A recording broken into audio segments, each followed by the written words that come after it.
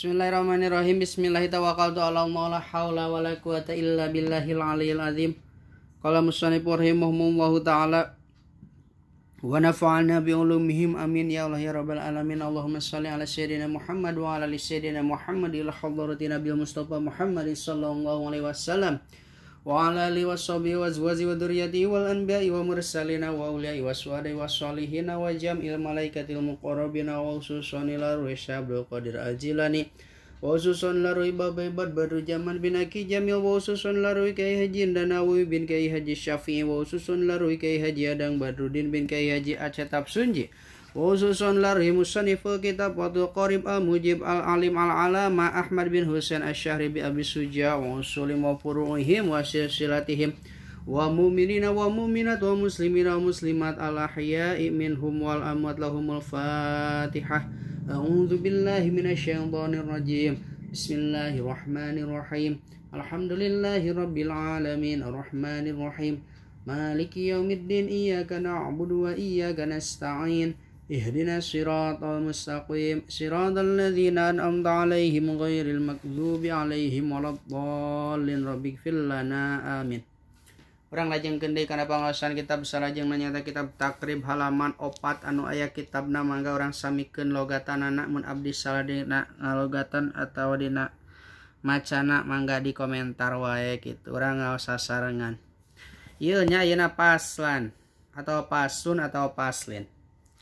Bismillahirrahmanirrahim. Paslun ari eta hiji pasal takdiruhu huwa paslun fi dzukuri syai'in bari tetep dina nuturna perkara minal a'yani tina buktina pirang-pirang ain al mutanajjisatu anu mutanajjis ieu ain wama jeung nutur kana perkara yathuru anu bisa jadi suci ieu ma minha tina buktina ieu ain mutanajjisah bisa jadi suci bida bagi kudi samak wama jeung nutur kana perkara layat huru anu henteu bisa jadi suci ieu mah sok sanajan disamak gitu.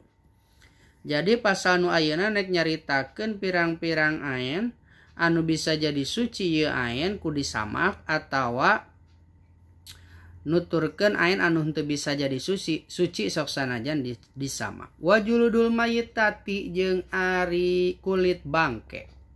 Kulluha tegesna sakabehna kulit bangke anu aya di alam muka bumi ieu tathuru eta bisa jadi suci ieu kulit bangke bida bagi ku disamak ku dijilid ku disamak dipoekeun digaringkeun kitu nya. Urang manggih sapi paeh di kebon misalkeun bangke tah dilaan kulitna ku urang diberesihan dipoe disamak suci. Atau bangke naon wae kitu nya. Sakabehna bangke anu aya di alam dunia ieu bisa jadi suci ku cara disamak. Sawaun eta sarua bae pidzalika dina ieu tathuru mayitatun ari bangke maqulul lahmi anu sok didahar dagingna sarua bae wa ghairihi jeung liana ieu maqul lahmi sok naon sapi domba kitu tah kerbau atawa liana ieu anu bisa didahar dagingna harimau singa gitu tah badak tah sakabehna hewan-hewan jarapah kuda tah bisa jadi suci nya bangkena atau kulit bangkena pan ari bangkena mah sakabehna bangke anu aya di alam dunia ieu najis sakabehna kecuali hiji manusia bangke manusia nu kaduana bangke lauk cai anu katiluna bangke simeut selain tidinya bangke naon wae najis tetapi kulitna bisa jadi suci ku cara disamak gitu sakabehna kulit bangke teh. Kaifiyatu bagi ari pertingkah atawa carana nyamak teh ayan zaa eta yen kudu ngalaan atawa nyabutan atawa ngaleungitkeun heula itu si jama fudulal jaldi kana leuwihna kulit mimma tina buktina perkara yu anifu anu yu afinu anu matak ngabaukeun ieu mahu kana kulit minadami tina buktina getih wa nahwihi jeung liana getih bisyai'in ngabersihkeun ate ku hiji perkara harifin anu kesed ieu mah kaafsin ari contona sapertikeun apas. Jadi cara pertingkahna nyamak teh kudu dileungitkeun heula leuleuwih kulit leuleuwih anu jadi setiap anu barang atawa daging atawa bulu anu nempel dina kulit kudu dibersihkeun heula gitu. Bulu-buluna teh carana teh dibersihkeun heula bulu-buluna atawa daging-dagingna atawa getihna anu matak ngabaukeun kana eta kulit. Soalna lamun kulit bangke lamun geus bersih buluna atawa daging-daging anu nempel dina kulitna tara bau sapertikeun kulit bedug henteu bau kitu tah lamun bersih. Tah kitu nya carana teh. Walau kana jeung sok sanajan buktina haripu kesedna najisan eta najis. Kadzar ki hamamin ari contona sapertikeun tai japati. Tai japati kapata cukup pida bagi dina nyamakna illa jaldal kalbi kecuali kulit anjing wal hingziri jeung bagong wama jeung perkara tawalada anu kaluar ieu mah min humati anjing jeung bagong au min ahadihima atawa ti salah saejina anjing jeung bagong. Kecuali sakabehna kulit bangke anu aya di alam dunia ieu teh bisa jadi suci kecuali kulit anjing jeung kulit bagong. Sok urang manggih kulit anjing jeung kulit bagong. Bangke tah bangke anjing jeung bangke bagong dilaan kulitna najis. Nek kumaha wae ge.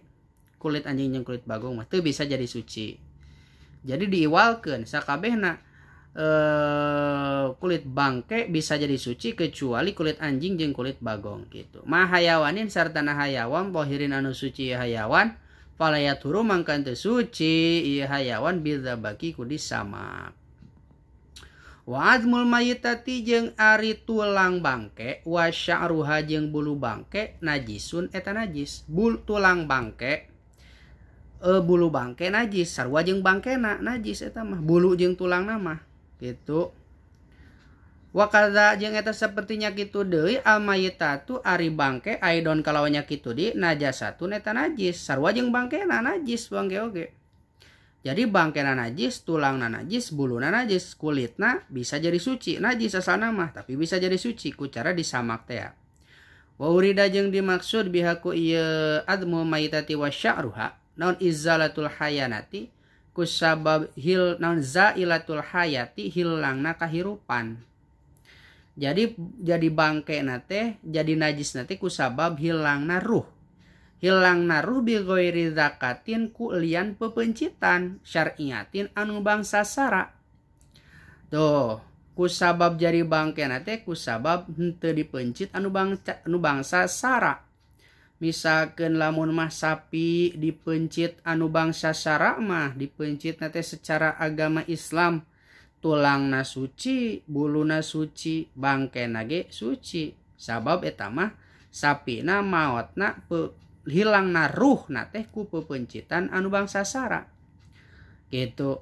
Pala yustasna atuh henteu diangingkeun hina izin dina nalika kitu naon janinul mazakati janina pepencitan.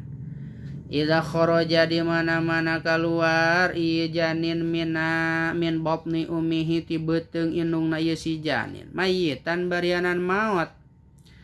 Lianna zakati kana yen sanya-nyana mencitna ieu janin atawa indungna ieu janin teh fi zakati ummihi eta tetep dina mencit indungna ieu si janin. Jadi lamun sapi keureuneuh dipencit anakna ge maot tah. Anu anakna maot mah eta henteu dihitung bangke. Kusabab hitunganana sarua dipencit gitu. Indungna dipencit anakna maot ke maotna kusabab dipencit eta mah suci sok sanajan kaluarna geus maot gitu. Wa kadza jeung eta sapertinya kitu deui goiruhu ari liana ieu kadza minal mustasniyati tina buktina pirang-pirang anu diangingkeun al mazkurati anu ditutur fil mabsutoti dina pirang-pirang kitab anu panjang babaranana. Sumastasna tuluy diiwalkeun min sya'ril mayitati tina buluna bangke naon qauluhu dawuhan ki musannif. Sumastasna tuluy diiwalkeun ilal adamia kecuali buluna anak Adam, tulang jeung bulu anak Adam. Pan sakabehna tulang bangke jeung bulu bangke teh najis kecuali buluna anak Adam atawa tulangna anak Adam. Fa inna sya'ruhu mak tegasna sanyanya buluna anak Adam mah tohirun eta suci kamayitatu sacarakeun bangkena ieu anak Adam. Jadi buluna manusia mah suci, sacarakeun manusiana lamun mah geus maot tetep suci mah. Bangke jelema mah gitu. Sakabehna bangke najis kecuali bangke manusia, bangke lauk cai jeung bangke simet. Paslan wallahu a'lam bissawab.